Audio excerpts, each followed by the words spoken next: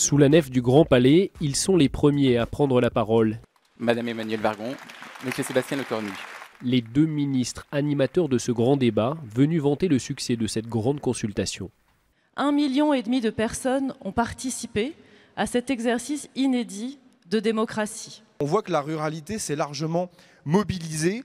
70% des réunions d'initiatives locales ont lieu dans le rural ou dans les zones périurbaines. Puis c'est le moment de l'exposé des doléances, avec plusieurs thématiques et une multitude de points qui sont remontés. Je cite là une phrase d'un des participants, d'un groupe de participants, il faut arrêter de manger du carbone.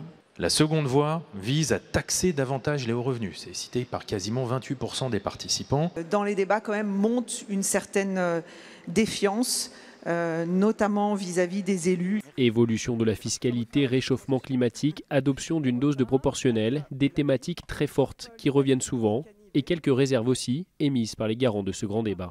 Nous considérons que son hyper-médiatisation a pu nourrir le doute sur la nature et l'objectif du grand débat national et a en tout cas polarisé l'attention sur le chef de l'État en occultant pour le grand public la richesse de la parole collective qui en était le véritable enjeu. Tous les Français n'ont pas pris la parole pendant ces 80 jours et lors de sa conclusion, Édouard Philippe s'est dit conscient que toutes les problématiques individuelles n'avaient pas pu être traitées. Il n'est pas anormal que nous n'ayons pas pu évoquer toutes les situations individuelles qui étaient au cœur de ce grand débat.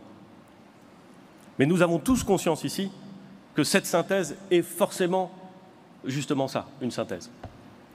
Et qu'elle n'a pas l'exhaustivité comme objectif. Après la restitution de ce grand débat, les regards se tournent désormais vers Emmanuel Macron qui doit faire des annonces mi-avril.